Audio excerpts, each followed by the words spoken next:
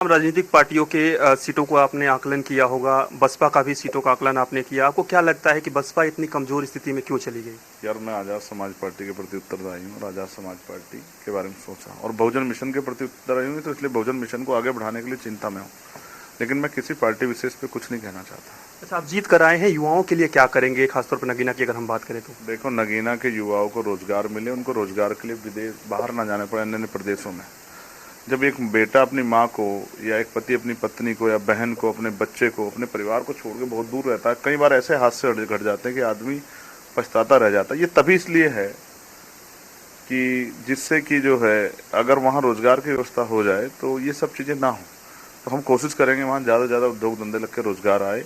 और मैं तो चाहता हूँ कि ग्रामीण क्षेत्रों में प्रतिभाएं बहुत है, तो वहाँ जो है स्पोर्ट कॉलेज बने, स्पोर्ट यूनिवर्सिटी बने, जिससे कि वहाँ के नौजवानों को देश की सेवा करने का, देश का गौरव बढ़ाने का मौका मिले। और एक मेडिकल कॉलेज, एम्स जैसा मेडिकल कॉलेज वहाँ बने कि वहाँ के गरीबों को आसान इलाज जो है मिलने की व्यवस्था। वहाँ बाढ़ की बहुत समस्या है, तो बाढ़ की समस्या निजात मिले। पर्यटन के क्षेत्र में जो है वो बहुत क्षेत्र बहुत अच्छा है, वहाँ से बहुत रोजगार उत्पन्न हो सकते हैं। गंगा वहाँ पर है, तो मेरा पूरा प्रयास रहेगा कि मैं सरकार का ध्यान अपनी बात से इस तरह आकर्षित कर पाऊँ कि सरकार उसके बारे में सोचे और क्षेत्र में बदलाव हो और क्षेत्र विकास के रास्ते पर आगे बढ़े। मैं तो चाहता हूं कि नगीना इन 5 सालों में नोएडा जैसा हो जाए। इसके लिए मैं दिन रात जो है हर अधिकारी, हर डिपार्टमेंट को पत्र लिखूंगा और हर डिपार्टमेंट के नेताओं से, मंत्रियों से, जो भी विभाग का होगा, जाके मिलूंगा स्वतः और अपने क्षेत्र में ज़्यादा काम कराऊंगा। चंद्रशेखर जी, राजनीतिक हलचल भी आप देख रहे हैं, बीजेपी को बहुमत नहीं मिला है, लगातार जोड़ तोड़ की राजनीति आमतौर पर राष्ट्रीय स्तर पर चलती रहती है, खासतौर पर टीडीपी पर और जेडीयू पर सबकी निगाहें बनी हुई है। चंद्रशेखर जी किसको बेहतर मानते हैं? अपनी पार्टी को निश्चित रूप से बेहतर मानते हैं, लेकिन इसके अलावा एनडीए और कांग्रेस में अगर दोनों ही ओर से चंद्रशेखर जी को संपर्क किया जाता है तो चंद्रशेखर जी किसका रुख करेंगे? देखिए, संपर्क करने के लिए वो लोग संपर्क भी करेंगे। मैं तो पार्टी का सामान्य कार्यकर्ता हूँ, अपना काम करना। जो काम पार्टी की जिसकी ड्यूटी है, तीर का काम तीर करता है, सुई का काम सुई करती है, तलवार काम तलवार कर। पार्टी अपना काम करे, मैं अपना काम कर रहा हूँ।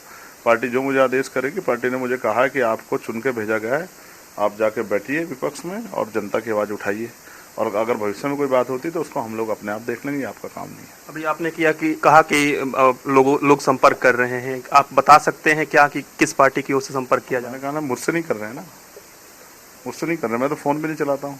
ये काम तो पार्टी के सीनियर लोग देख रहे हैं, ठीक है, और पार्टी के लोग अपना काम करेंगे। मैं पार्टी का सामान्य कार्यकर्ता हूँ, समर्पित। जो पार्टी का आदेश होगा उसका पालन करूँगा।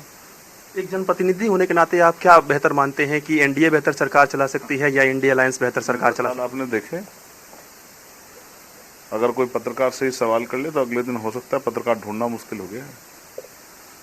अब आप समझिए, कुछ बात जो कह रहा हूँ उसी पर आप समझिए कि अगर सब कुछ अच्छा रहा तो आप भी स्वतंत्रता से पत्रकारिता कर पाएंगे। चंद्रशेखर जी, उत्तर प्रदेश से आप हैं और उत्तर प्रदेश से जीत कर आए हैं। उत्तर प्रदेश में ही सबसे कम सीटें अगर हम बात करें अन्य राज्यों के मुकाबले तो भारतीय जनता पार्टी को मिली है, और इसमें सबसे महत्वपूर्ण जो जिला है वो अयोध्या है। अयोध्या को भुनाया गया, राष्ट्रीय स्तर पर अयोध्या का जिक्र किया गया, राम मंदिर का जिक्र किया गया, लेकिन अयोध्या की सीट भी भारतीय जनता पार्टी नहीं बचा पाई। इसके पीछे आपको क्या वजह लगती है? राम भी नाराज हो गए भाजपा से। राम ने भी कहा भाई बहुत मेरे नाम पे, राम नाम पे लूट कर ली, अब तो मुझे भी छोड़ दो यार। आप ये समझिए, उत्तर प्रदेश में जो गोली 2023 में चंद्रशेखर यादव चली थी, उस गोली का हिसाब मेरे लोगों ने सूद समेत जो है भाजपा से लिया है उत्तर प्रदेश में। मैं 2 सीटों पे लड़ा, नगीना हम जीते और डुमरियागंज में हमें 80,000 से ज़्यादा वोट प्राप्त हुए, जिसमें हम 4 दिन सिर्फ मेहनत करके आए।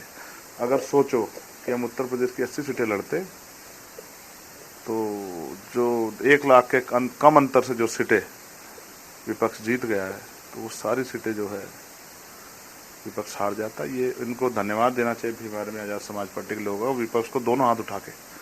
और जब मैं जाऊं तो मेरा स्वागत करना चाहिए कि हमारी वजह से बहुत सारी सीटें उनकी जीत गई, और भविष्य में समझदारी दिखाएंगे तो सब ठीक रहेगा। आपकी तो लगातार कार्यकर्ताओं से मुलाकात हो रही होगी और आपके कार्यकर्ता कर्मठ भी है, जिस तरीके से उन्होंने चुनाव प्रचार किया, आपके साथ मिलकर कंधे से कंधे मिलाकर न सिर्फ नगीना की बात करें बल्कि राष्ट्रीय स्तर पर भी चुनाव प्रचार हुआ।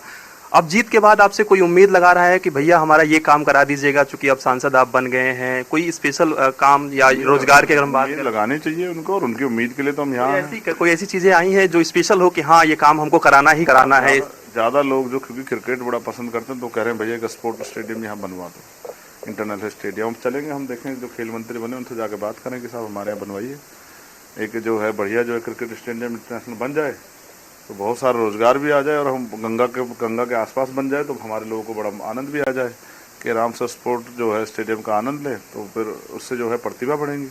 तो बहुत सारी अपेक्षाएं लोगों को। अब मैं धीरे धीरे जैसे सरकार एक बार बन जाए तो सभी से बात करूंगा, सभी मंत्रियों से, कि भाई वो जो है हमारे क्षेत्र के बारे में सोचें। धन्यवाद और आपको एक बार फिर से बहुत बहुत बधाई हो। एक युवा के तौर पर आप जीत कर आए हैं और अब आप भी धन्यवाद कीजिए कि उन्होंने एक मजबूत आवाज़ को अवसर दिया है जो पार्लियामेंट में उनके हितों के लिए और देश में रहने वाले कमजोर हक वंचित समाज, दलित, पिछड़े, आदिवासी, मुसलमान, जैन, सिख, बौद्ध, ईसाई और महिलाओं, मजदूरों, किसानों के लिए मजबूत होकर लड़ेगा।